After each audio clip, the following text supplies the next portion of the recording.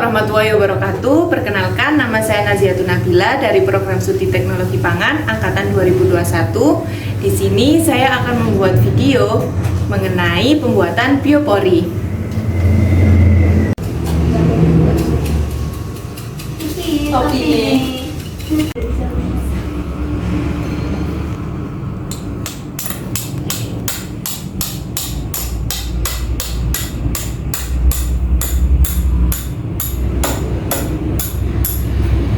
Ini Bang.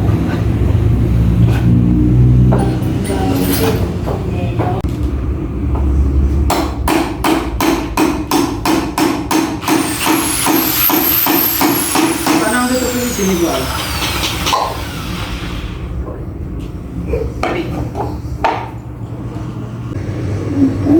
Setelah dilubangi, masukkan sampah organik ke dalam paralon, lalu kemudian ditutup rapat. Sudah deh. Selanjutnya kita gali lubang sesuai ukuran paralon untuk memendam pembuatan biopori. Setelah itu kita dapat memasukkan sampah organik ke dalam paralon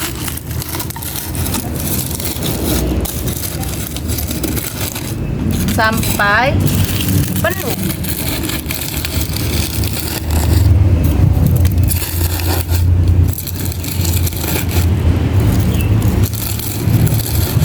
Setelah diisi penuh, kemudian paralon ditutup dengan rapat, lalu dikubur lagi dengan tanah yang sudah digali tadi.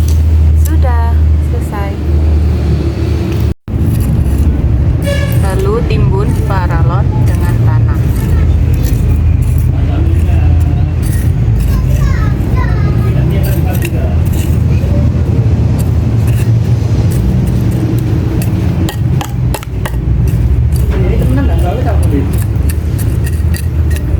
Ini kan kayak di rumah itu langsung 10 menit ini. Jadi sekilas pengertian dari biopori, biopori biasa disebut dengan lubang resapan. Lubang resapan biopori adalah lubang yang berbentuk tegak lurus.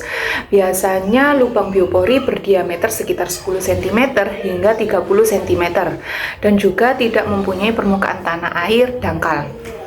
Fungsi dari lubang biopori ini adalah untuk menimbun limbah organik. Pengisian lubang biopori dengan sampah organik ini bertujuan untuk memberi makan makhluk hidup yang ada di tanah, misalnya cacing, hewan kecil yang ada di dalam tanah, bahkan juga akar tumbuhan.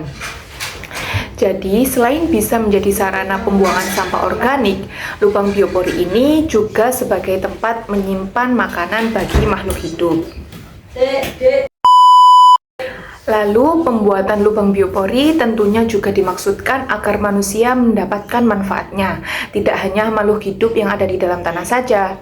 Jika kalian penasaran, mari simak penjelasan berikut ini tentang manfaat biopori bagi manusia dan lingkungan. Yang pertama, untuk mengurangi sampah organik. Dengan adanya lubang biopori, kita dapat mengurangi sampah organik di sekitar kita.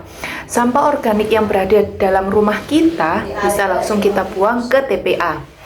TPA adalah tempat pembuangan akhir, di mana lubang biopori bisa menjadi salah satunya. Tidak hanya bermanfaat untuk mengurangi sampah organik saja, biopori juga memberikan edukasi. Bagi masyarakat, pembuatan lubang biopori membantu mereka dalam membedakan sampah organik dan anorganik. Lalu yang kedua, sebagai penyuburan tanah. Dengan adanya limbah organik di satu lubang, maka tanah di lubang tersebut akan menjadi lebih subur. Hal itu dikarenakan adanya proses biologis yang mengubah sampah-sampah organik menjadi pupuk kompos. Pupuk kompos yang terbentuk inilah yang kemudian menjadikan tanah semakin subur. Jadi tidak perlu lagi mencari pupuk kimiawi karena dengan pembuatan biopori kita bisa menyediakan pupuk tanpa biaya. Lalu yang ketiga, sebagai pencegahan banjir. Banyak sekali daerah yang mudah terkena banjir belakangan ini. Tidak hanya di kota, bahkan juga di pedesaan. Banyak hal yang menyebabkan terjadinya banjir. Salah satunya adalah sistem drainase yang buruk. Kekurangan daya serap air ke tanah menyebabkan sistem drainase yang buruk di daerah padat penduduk. Jika kalian membuat lubang biopori, hal ini akan membantu mencegah banjir. Air yang mengalir akan langsung masuk ke dalam tanah. Dengan bantuan lubang biopori ini, kalian bisa membantu mencegah terjadinya banjir. Lalu yang keempat, sebagai penyeimbang kadar air dalam tanah.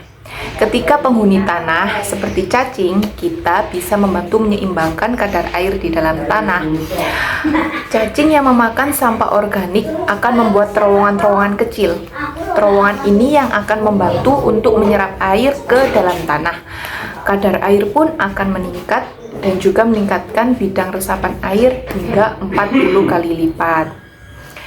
Jadi sekian pengetahuan yang dapat saya berikan. Kurang lebihnya saya mohon maaf. Wassalamualaikum warahmatullahi wabarakatuh.